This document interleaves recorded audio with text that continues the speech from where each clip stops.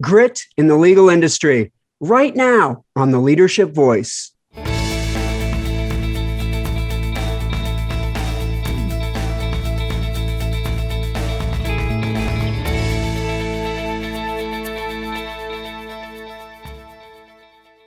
Welcome to the Leadership Voice. I'm your host, Jay Barbuto. Today's show is about grit in the legal industry. Joining us today is Christianne Kerns, managing partner at Hahn Hahn LLP. Chris is a first-generation college graduate of Cal State Fullerton and started her career with a large law firm headquartered in Los Angeles, ultimately becoming partner.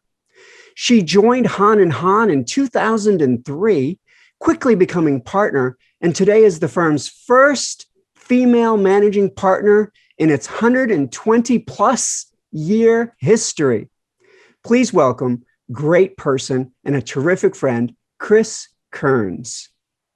Hi, good morning, Jay. So nice to see you, and thank you for having me today. Chris, it's so great to have you on the show today. And I thought maybe we could start by talking about how things started out for you. I know that you are a first-generation college student. Could you talk about what the struggles for you were while you were an undergraduate? That's a really good question. As you said, my parents did not graduate from college, and so that was not really in their experience. They weren't able to provide much guidance. I didn't have guidance about where to go to school, what to major in, what classes to take. We didn't have the financial resources to actually put me through college, so they helped with what they could, but I had to work mostly full-time during college, and that was a special difficulty.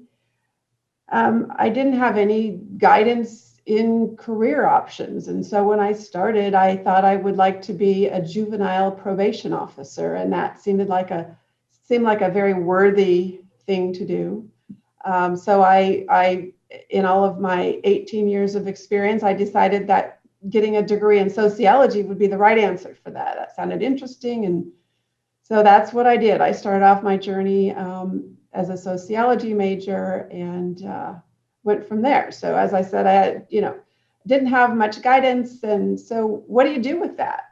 You kind of just do what you can do. You put one foot in front of the other, and you get that job so you can pay your rent, and you sign up for classes that the book tells you have to take, and hopefully it works out, right? Yeah.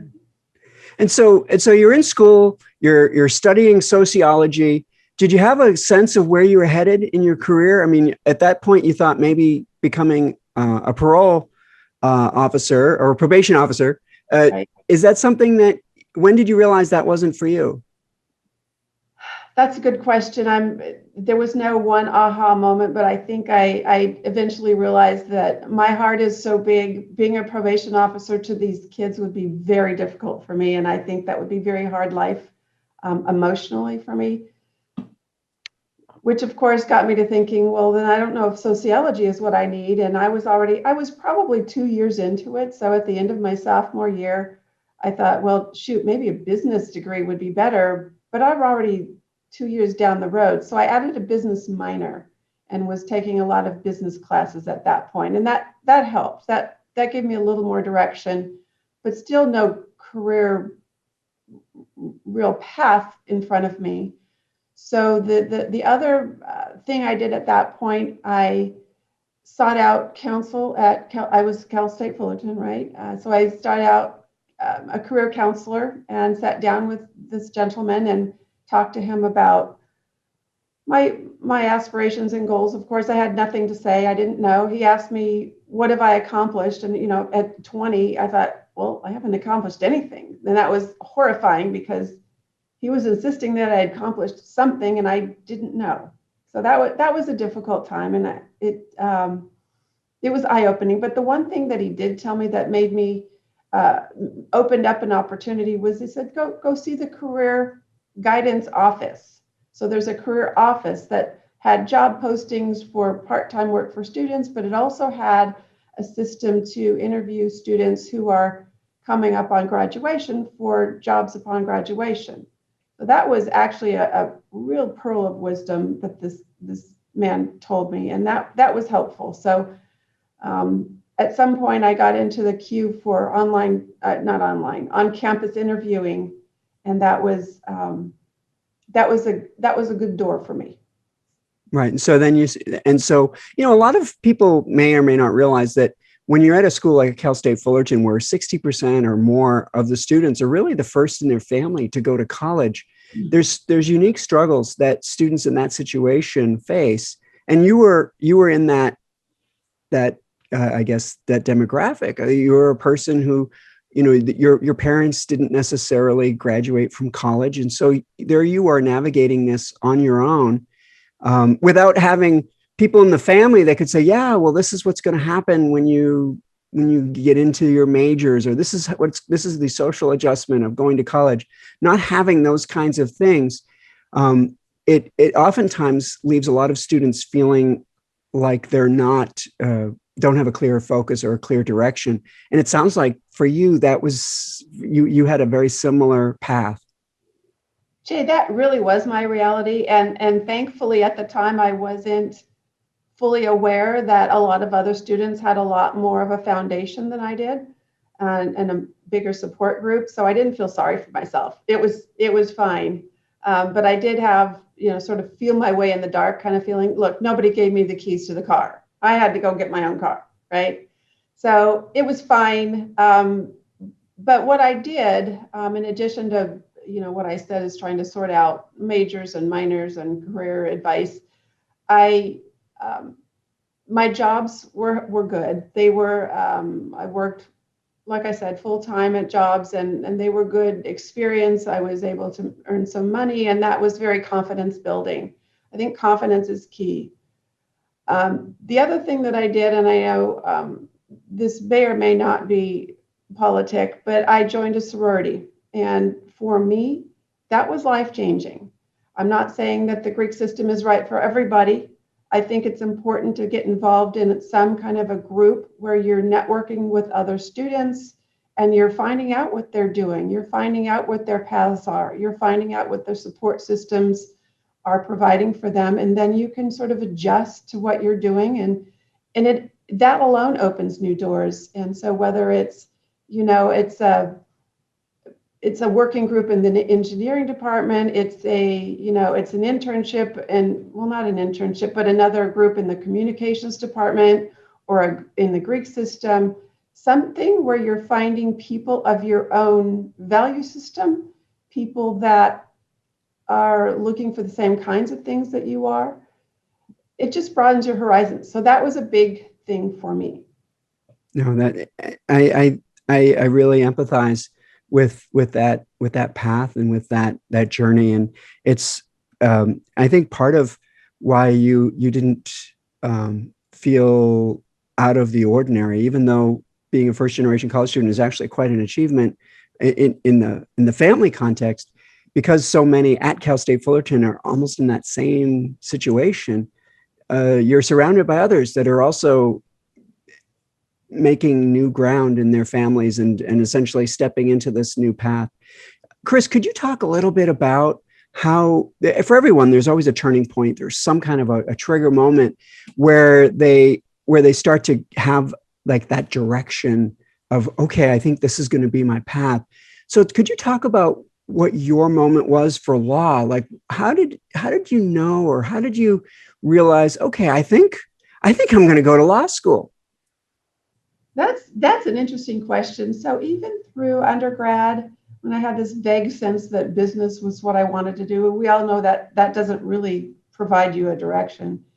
As I said, I got involved in the on-campus interviewing, and I was very fortunate to land a really awesome job with an AT&T affiliate in marketing. And I was marketing these large phone systems to these big commercial clients. And it was challenging, and it was interesting, and it was good work. In that environment, however, I felt like I wasn't using my God-given talents. I didn't feel like I was using my intelligence in a way that I wanted to be. I didn't feel like I was getting mentoring towards something that was meaningful. So I started to think, well, what can I do differently? Again, not having any direction, I kind of looked at going to MBA school and going to law school. I thought, well, okay, those are the two obvious next steps. So I took, I took the exams for the graduate MBA program, and I took it for the law school, and I just said, oh, I don't know, I'll just pick law school. It seemed like something where I could get in and not only really use my brain, if you will, but I could help people. And helping people has always been sort of a constant theme for me. And I wasn't helping people really doing marketing large phone systems. So it wasn't really an aha moment. It was sort of an evolutionary process because I just had to figure things out as I went. So it's either going to be business school or law. I think you mentioned when you and I talked in getting ready for this episode, I think you mentioned that you got into a good law school and said, okay, I guess I'm going to go there. I did. And by that time I'd figured out that the status of the law school was somewhat important. And so I targeted some well-respected law schools, and I was very fortunate to get into the University of Southern California for law school. And so I took that. And the good thing about law school, it kind of lays out your path. And we can talk about that when you're ready, but it does put you on a path where it takes away some of the guesswork. So for me, that was a good thing. So you went to law school, you got your law degree, and then you started your career. Could you talk about their early career and some of the early career struggles that you had to overcome? In the career, so that sort of jumps over the law school. We can it does that if you want. But the early career, I was fortunate to get a job in a very highly respected large law firm in downtown Los Angeles. I started in the Newport Beach office since I was an Orange County girl. That was what was comfortable for me. In the Newport Beach office, it was a small office of the larger firm, and the culture was different. It was very male dominated, and it was really not providing a real path to success for young women professionals. And so I worked as best I can. A gentleman came to work in that office for a couple of years from the Los Angeles office and kind of took me under his wing. And he realized that this was not working for me because I really was struggling with the culture in that office, the male-dominated culture. And he said, and I needed to make a change, and he didn't want me to leave the firm. So he provided the path and opened the doors for me to move to the Los Angeles office. And boy, that was great. The high level of deals, the exposure to all these excellent attorneys was really good for me. And that gentleman was a mentor for many years, and it was very good for me and really launched my career. Oh, that's terrific. So you ended up in Los Angeles. You were there for a number of years. Eventually, you moved on and you joined Hahn Hahn in 2003. Could you talk about some of the things that you learned about yourself from that first law firm and some of your early career moments that kind of helped you sort of identify who you are and what you stand for and what's acceptable to you, what's not acceptable? Like, what did you learn about yourself that you sort of defined your I'm going to say your brand, really? That's a funny word, brand. It's uncomfortable for me, but I think what you ask is a very important question.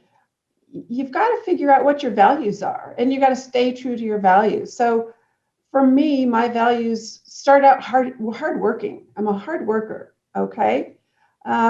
Respect. I really do respect people, and I command respect from other people. So if I don't get that respect, I need to make some kind of an adjustment. I value intelligence and using your mind, critical thinking. I value high ethics, very high ethics, honesty, doing the right thing. Those are all extremely important to me. And those values really all led me to Hahn Hahn, because Hahn Hahn shares those values with me. And that is key. And so understanding who you are, it helps you also identify where you belong, doesn't it? It really does. To me, what it did was it put me in certain situations for different reasons, and looking for a next step. I was in the position of wanting a next step, but values really, as much as it helped me choose Hahn Hahn, it also helped me decline a lot, right? I just wasn't going to be putting myself in a situation that was inconsistent with my values. Yeah. So, Chris, this is a chance now where we can speak to our viewers and maybe offer them a little bit of advice. So let's imagine people that we might give advice to at different stages of their legal journey, on their law journey. Let's supposing we were giving advice to an undergraduate student. What advice would you give them if they decided they're an undergrad and they are interested in becoming a lawyer? I love that. That would have been great conversation for me. And so I hope anybody listening will take that for what it's worth. And if you want to listen, this is great. So understand that your legal career starts when you start college. It starts when you start undergrad. And you want to be building your resume. And what do I mean by that? I mean going to getting an excellent education at Cal State Fullerton or wherever you are. Get the best education you can, take it seriously, work hard at it, and do well, get good grades. Resume building includes your working. If you're working during the year, make it meaningful in terms of being able to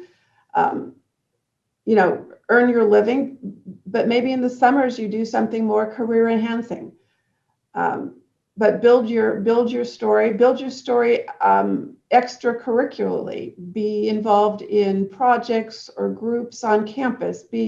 Put yourself in leadership positions so that you can get that experience, all toward building your resume. The other thing is, in terms of getting ready to go to law school, a lot of students go straight through from undergrad to law school, but actually probably just as many take a couple years off. And if you choose to take a couple years off, I think that's really good foundation building. You're learning good business skills, you're learning good leadership skills, you're learning good communication skills and people skills. Those are all important. So if you choose to take a few years off in between, make them meaningful, whether it's through a good job or a good volunteer opportunity, something. And all those will be foundational to you for your legal career. And that will be important as you're applying to law schools. And that will actually be important when you're first applying for jobs as a law student, because, as a law student, at first you won't have legal experience. So you're going to need to fall back on your experience during your undergrad years. That makes sense. So when you gave your advice, it was great advice. Now, when you were in undergrad, you didn't have anyone giving you these advices, did you? No, I didn't. So it would have been nice to have somebody to say, "Hey, get these experiences, do these things, get involved, yes. Start building your credentials." Well, let's fast forward to law school. So, what advice can we give a law school student that's been admitted to law school? They're enrolled in law school and they want to have an amazing career. What advice would you give them for that would be really helpful for them while they're in law school? I would love to share. So I always thought it was the big secret of law school, but maybe it's not so secret. Maybe it's only secret to people like me who didn't know, right? I didn't have anybody telling me what it meant. But if you're going to law school, a couple things to really know. Number one, you're getting on a path, and it's a path that you're going to follow. You're going to follow what they're telling you to do. And at the end, hopefully you will be in a good position to be employed as a lawyer. So to do that, you have to understand that doing well in law school is paramount. That means you have to get in and work very hard. You kind of have to clear your schedule for 3 years, take off a lot of the social calendar, and just focus on law school. When you get to law school, it's a different way to study. It's a different way to relate with your professors and your fellow students. So I would suggest that you get together with somebody at law school to understand the path forward. Understand that your grades in law school are really important. Get some tutoring or training on how to study. Get some training on how to take a law school exam. These are not things that are intuitive. They're not things that you can just figure out on your own. You need help, trust me. And you need help right away, because those grades the first year are going to inform what kind of a job you can get your first year summer. And the job you at the end of your first year summer is when you're interviewing for your job for your second year summer. And your job your second year summer hopefully turns into your job when you graduate. And so it all sort of builds on each other. And if you're not starting law school hitting the ground running, you're going to be a little bit behind the pack.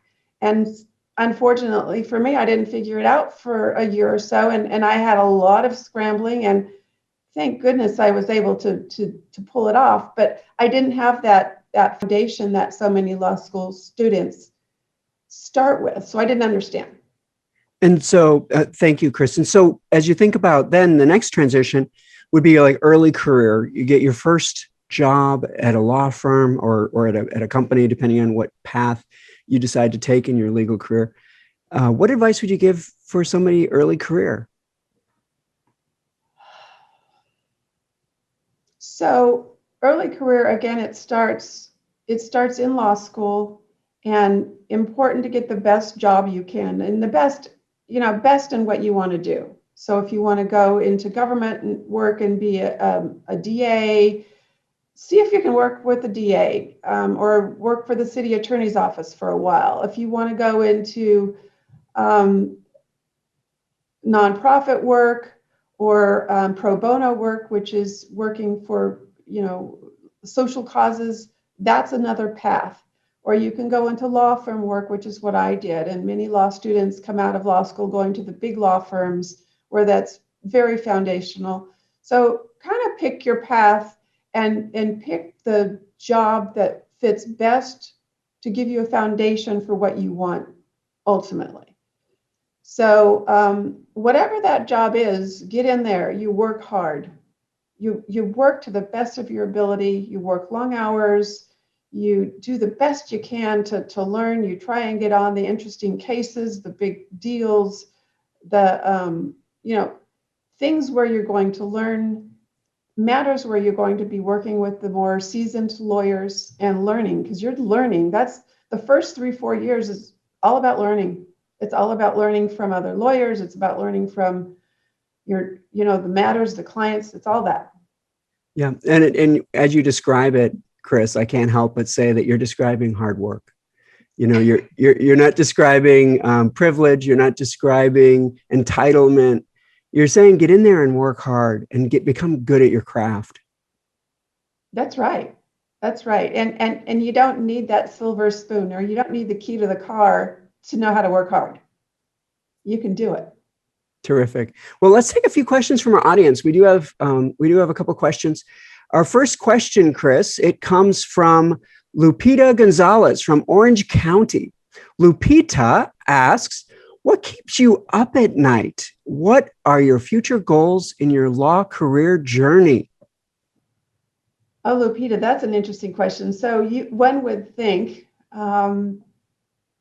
being a career law firm lawyer, and I'm a business lawyer, you would think that being the managing partner of a highly respected pillar of the community law firm like mine would be the end goal, right? And it is wonderful to be the managing partner of this group. But as you could probably imagine, I do have another thing or two I'd like to accomplish. I am currently now positioning myself in networking to become appointed to corporate boards. So I'm looking for 1 or 2 corporate opportunities to join a board. With my experience, I've been able to gain great depth in corporate governance and risk management, certainly in financing deals and M&A transactions. So I do have a lot to bring to a corporate board, and that's sort of a bit of a pivot. It's not a whole pivot, but it's a little bit of a twist on what I've been doing for the last many years. Mm-hmm. So thank you, Chris. So our second question comes from Assad Khan, and from LA County. Assad asks, what was the last good book you read? And is there any particular book you would recommend folks to read that maybe helped shape your career? Well, that's an interesting question. So I read a lot, which is fun. Right now I'm reading a book talking about managing remote workforces, which is maybe not the most interesting. But something that I've read recently that was really impactful, it kind of hit me. It's called The Color of Law, and it's a book written by a gentleman who's researched the history of government systemic segregation, and it's really focusing on government actions that segregated Black people in our society. And we're not talking about the 1800s; we're talking about the middle 1900s forward. And it talked about the government participation in that, and it really shook me. And I think it's important for us to know that even for some of us, even hard work doesn't quite get us there. And that puts a special responsibility on the rest of us to really work hard to open doors and help people who maybe don't have the kinds of advantages to open doors. Mm-hmm. So I think that book, The Color of Law, was fascinating and heartbreaking and devastating at the same time. So in a way, we have to be proactive to make sure that there's equity in the world that we live. Absolutely. The other part was, is there a book that's helped shape your career? I'd really like to answer that in two ways. First of all, as a law student and as a young lawyer working toward partnership, and then after partnership, raising young children and trying to manage a practice, I didn't read a lot, which was difficult. So I can't say that there was a book that actually helped me in my career, but I will tell you, there's a book that I've read more recently that I think is fabulous and would help a lot of students and young career folks in their journey. It's called Lean In by Sheryl Sandberg, and it's really aimed at women, but I think it applies to women and men. And in it, Sheryl Sandberg was with Facebook and several other big tech companies, and she's talking about how you really jump in and you work hard and you make opportunities for yourself, and how do you do that? And I thought that book was really helpful. I would recommend that to any young professional. Oh, that's terrific. Thank you. So our final question comes from Hannah Kling, and Hannah is from Orange County. Hannah asks, who is or was your mentor? Who have you looked to as a role model? Oh, Hannah, that's a very good question. I think I mentioned a little earlier about having a mentor at the big law firm in downtown Los Angeles who helped me, and I am forever in his debt for that. But I've had other mentors, other people helping me along the way, other partners in law firms, and I've also had people on my nonprofit boards mentoring me, which has been fabulous. I also want to sort of put a plug in for sponsors. So sponsors are a little bit different than a mentor. A mentor will help you grow and develop, I think, in your own self and your own professionalism. But a sponsor will help you externally. They will help introduce you to people. They will help open doors for opportunities. I've had some sponsors as well, and again, in the law practice, and that's been invaluable. So because of that, I work hard to be mentor, and I work hard to be a sponsor where I can. And I think that's important for seasoned professionals. So giving back, and I always say we want to climb the ladder, but it's always great to reach back and help others behind us climb the ladder as well. Absolutely. Absolutely. And paying it forward. You asked a role model. I have different people that I've really respected over the years. I think most recently, RBG. I mean, who doesn't love her? Ruth Bader Ginsburg. Amazing woman, very quiet, diminutive woman who worked hard in the trenches as a young lawyer, and she worked herself up to be this force on the Supreme Court, and so principled and so set in her values. You don't have to agree with her politics, but boy, you can admire that grit and her value system, and she's a role model. Absolutely. No, that's terrific. Chris, I want to thank you for joining us today on our episode about grit in the legal industry. You've been a terrific guest. Jay, it's been such a delight talking to you. It's been a real pleasure. So today we did talk about grit in the legal industry. We were honored to be joined by Christianne Kerns. Join us each episode of The Leadership Voice, and please remember to like and subscribe and share our show with your friends. We are changing lives together. We'll see you next time right here on The Leadership Voice.